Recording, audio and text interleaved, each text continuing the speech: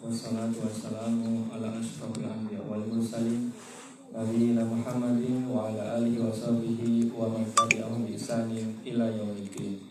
Ikhwani wa akhwati rahimani wa rahimakumullah. Saudara-saudaraku yang semoga senantiasa dirahmati Allah, yang ada di tanah Oslah, Jogja, Theater, yang sedang ada di rumah dan di mana berada. Kembali kita memuji Allah karena dalam pertolongannya dan rahmatnya kita dipertemukan lagi dalam kajian tadabbur Al-Quranul Karim yang rutin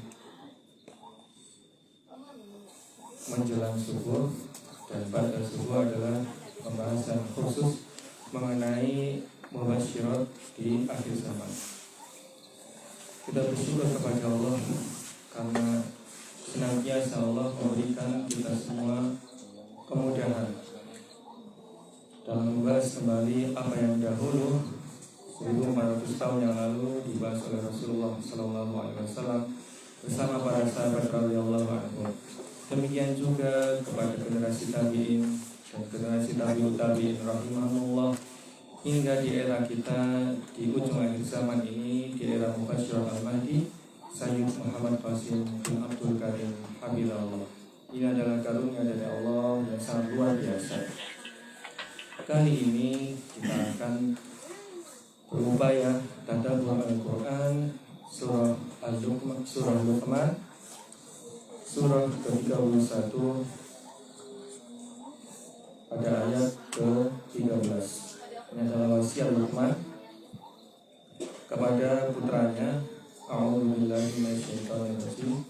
Wa qala Luqmanu li banihi wa huwa ya'iduhu ya bunayya la tusyrik billah inna syirka la dzulmun 'adzim.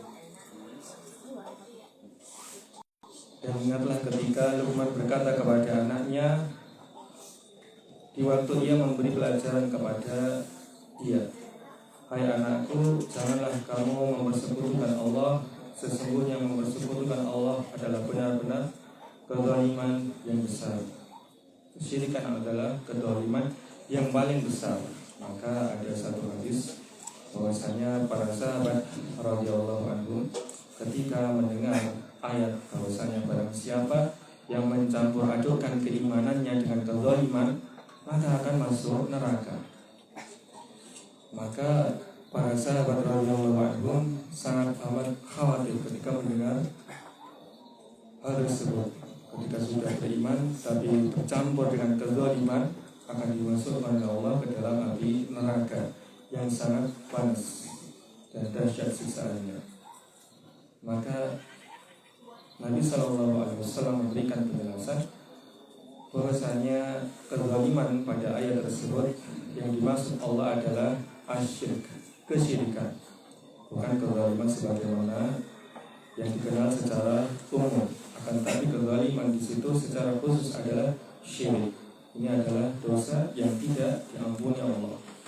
Dan Allah telah memberikan peringatan kembali dengan rahmatnya bahwasanya di muka bumi ini belum pernah terjadi kesyirikan seperti saat ini.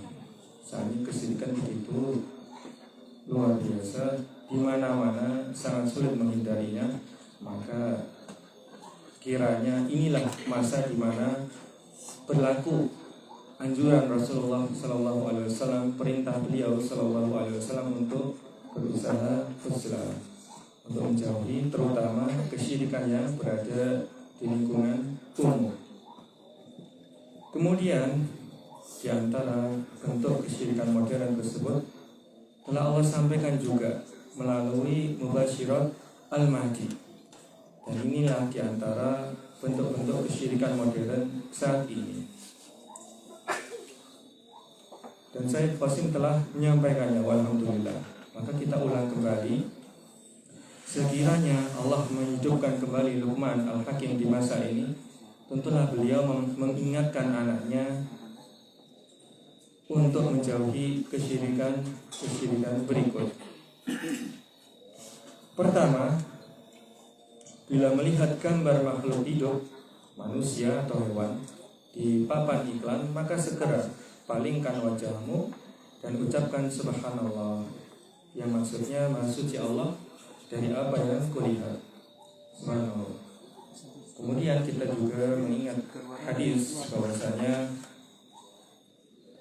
orang-orang yang menggambar, melukis makhluk hidup, makhluk bernyawa, maka kelak di hari kiamat Allah akan meminta mereka bertanggungjawaban supaya gambar lukisan yang sudah mereka buat itu ditiupkan ruh ke dalamnya.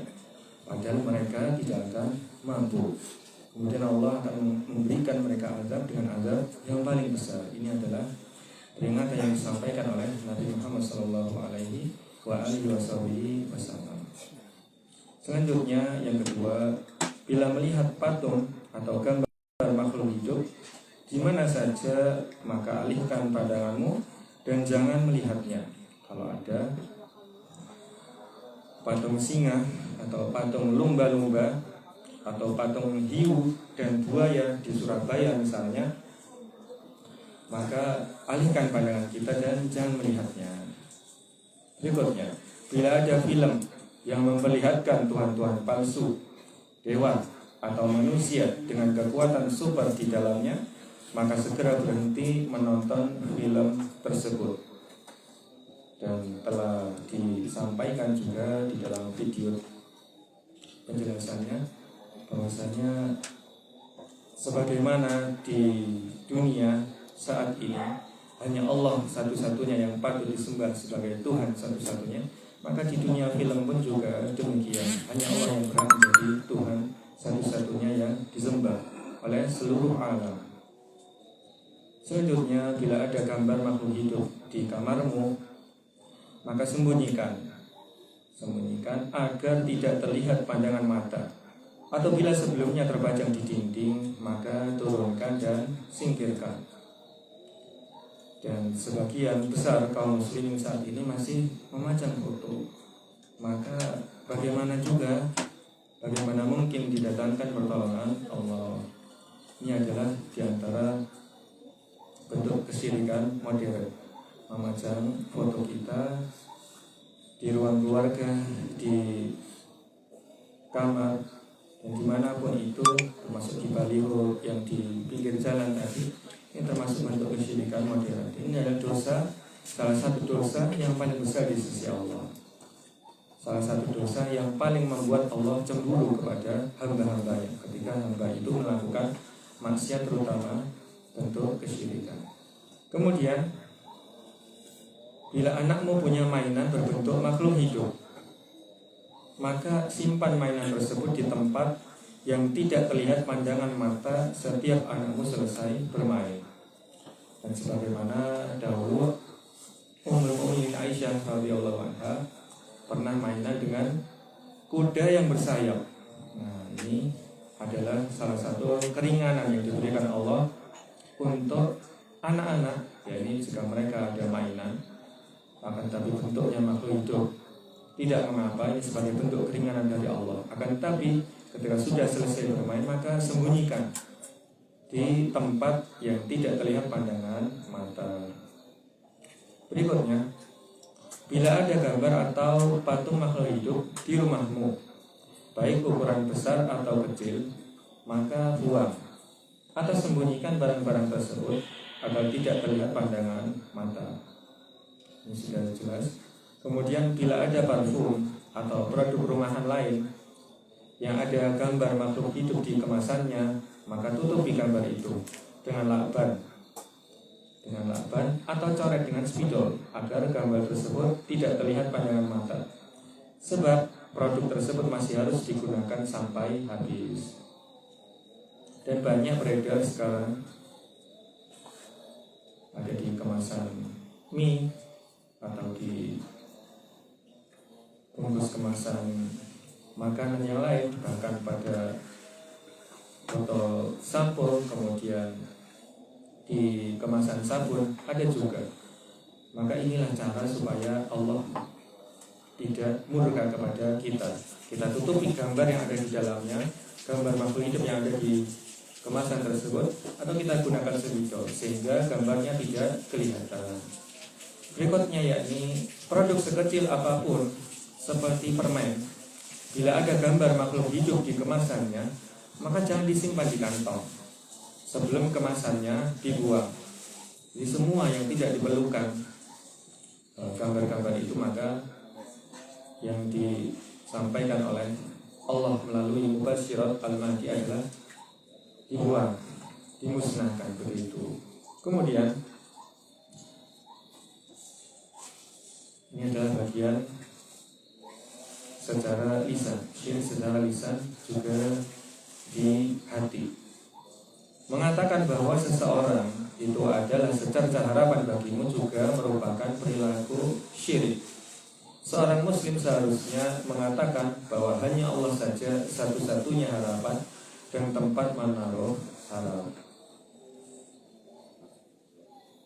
Dan sepertinya ini masih sering diucapkan oleh kaum muslimin, bahkan barangkali sebagian besar juga. Aku berharap bahwa kamu datang hari ini karena hanya kamu satu-satunya yang demikian dan demikian. Maka di sisi Allah ini adalah bentuk kesyirikan, dan kita harus berupaya sekuat mungkin untuk menjauhinya, supaya Allah memberikan keridhaan dan pertolongannya. Selanjutnya, menyimpan foto di handphone atau komputer atau laptop itu tidak masalah. Menyimpan foto di perangkat-perangkat tersebut tidak masalah, karena tidak dipamerkan, tapi harus disembunyikan ke dalam folder dan hanya buka bila diperlukan. Disembunyikan ke dalam folder dan hanya buka bila diperlukan, maka tidak ditampang sebagai wallpaper. Demikian juga semua yang terlihat maka berusaha supaya tertutup begitu, tidak dipampang. Termasuk ketika di handphone, kemudian di komputer atau laptop, maka tidak dijanjikan wallpaper. Selanjutnya, memasang gambar makhluk hidup sebagai profil. Nah, ini memasang gambar makhluk hidup sebagai profil di akun-akun sosial media atau sebagai wallpaper juga termasuk perilaku syirik. Karena apa? Karena orang-orang terpaksa harus melihat gambar-gambar tersebut, walaupun sebenarnya tidak perlu. Maka remove saja gambar-gambar tersebut. Maka mari kita gunakan gambar selain makhluk hidup, makhluk bernyawa. Apalagi sangat banyak seperti bebatuan, kemudian bintang-bintang di langit, kemudian pemandangan di pegunungan, dan selainnya masih banyak yang Allah sediakan sebagai yang halal di sisi syariat Islam yang mulia. Berikutnya, boleh saja mengambil foto dirimu dan keluargamu dengan handphone atau kamera lain, tapi sembunyikan foto-foto itu dan hanya dibuka ketika perlu. Nah, ini juga termasuk kebolehan untuk mengambil foto kita, keluarga kita dengan handphone atau kamera lain, tapi sembunyikan foto-foto tersebut dan buka ketika perlu saja. Berikutnya, bila di rumah teman ada gambar makhluk hidup, maka jangan paksa mereka untuk menyingkirkannya. Karena apa? Karena rumah itu bukan hakmu dan kamu tidak bertanggung jawab atas barang tersebut. Tapi kalau temanmu memang mau belajar menghindari perilaku syirik dan mereka mau menyingkirkannya, maka tidak masalah. Ini adalah kaidah umum bahwasanya kita melakukan amar ma'ruf nahi munkar dengan kekuatan ketika Allah memang memberikan kita kekuatan untuk itu. Tidak boleh dipaksakan. Begitu. Maka patung yang ada di pinggir-pinggir jalan, maka kita belum mampu untuk menghancurkannya. Kita tunggu pertolongan Allah dengan diri kita sendiri terlebih dahulu dan orang-orang terdekat kita terlebih dahulu. Selanjutnya, bila di rumahmu ada pot bunga atau air mancur berbentuk patung makhluk hidup, maka buang saja dan jangan lagi disimpan. Atau bila melihat yang seperti itu di rumah orang lain, maka palingkan wajahmu dan jangan dipandang. Ini juga senada dengan poin-poin sebelumnya. Sangat jelas. Kemudian, Allah adalah Tuhan di setiap lapis alam. Maka di dunia perfilman pun Allah harus menjadi satu-satunya Tuhan di sana. Sebagaimana orang sering berkata cinema world atau movie world, dunia perfilman, Maka apabila ada film yang memperlihatkan ritual penyembahan berhala seperti di film-film India atau perilaku musyrik lainnya, atau film yang memperlihatkan tokoh Tuhan, dewa, dan manusia super palsu lainnya, maka berhenti segera dari menonton film-film tersebut. Ini senada dengan poin yang ketiga tadi, ketika diperlihatkan Tuhan-Tuhan palsu, dewa atau manusia dengan kekuatan super pada film-film, segera berhenti menonton film tersebut. Ini termasuk bentuk kemaksiatan yang Allah paling murkai, karena kita berusaha menjauhinya sebisa kita. Berikutnya, ada masanya kita harus menuruti pemerintah dan aturan-aturannya, di mana pemakaian foto atau gambar diperlukan. Misalnya apa? Misalnya gambar pahlawan di uang kertas. Ini tidak bisa kita hindari. Kemudian foto-foto di kartu tanda penduduk, foto-foto di KTP, paspor, dan lain sebagainya. Maka hal yang seperti ini diperbolehkan, karena pertama ada keperluan di dalamnya. Kemudian yang kedua, kita memang belum bisa menghindarinya. Berikutnya, bila kamu punya masalah kesehatan dan ada gambar makhluk hidup di kemasan obatmu, maka diperbolehkan untuk menyimpannya di kantong. Boleh menyimpannya di kantong, tapi gambar yang tidak diperlukan jangan disimpan di kantong. Ini kita usahakan gambar yang tidak diperlukan jangan disimpan di kantong, bahkan kita berusaha membuangnya, memusnahkannya, supaya Allah ridho dengan kita. Berikutnya, pastikan tidak ada gambar makhluk hidup di pakaian yang kita pakai. Pastikan tidak ada gambar makhluk hidup di pakaian yang kita pakai. Kemudian gorden yang menutupi jendela kita atau di spray kasur. Kemudian handuk, keset kaki, karpet, bahkan sajadah. Diusahakan supaya tidak ada gambar makhluk hidup di dalamnya. Kadang di sajadah ada motif tumbuhan yang dibentuk seperti makhluk hidup. Kadang di sajadah ada motif tumbuhan yang dibentuk seperti makhluk hidup. Maka bagaimana? Maka jangan pakai sajadah yang seperti itu.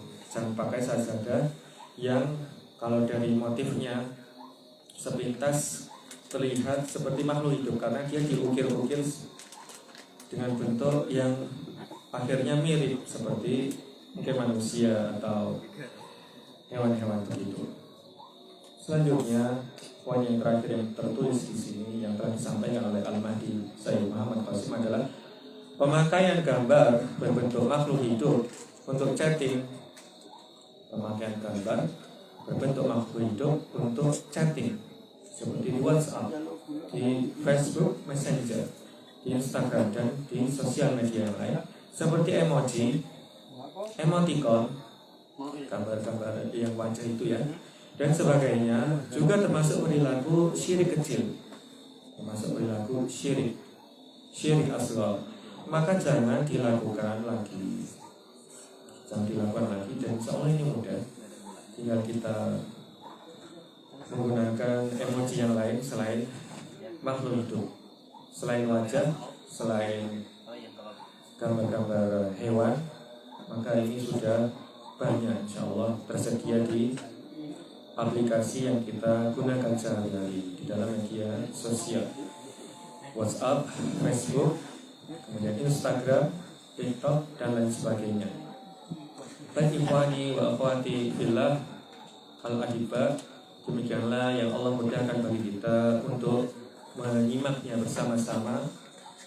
Maka semoga memberikan kepada kita manfaat di dunia yang fana ini, hingga kelak di akhiratnya Allah, di jannahnya yang abadi. Semoga Allah memberkahi dan meridhoi. Jazakumullahu khairan. Terima kasih atas perhatian dan kerendahan hatinya, dan mohon maaf atas kekurangan dan kekeliruan yang terjadi. Mohon dimaafkan dan diingatkan demi kebaikan bersama. Subhanakallahumma wa bihamdika asyhadu an la ilaha illa anta astaghfiruka wa atubu ilaik. Wassalamualaikum warahmatullahi wabarakatuh. Assalamualaikum warahmatullahi wabarakatuh.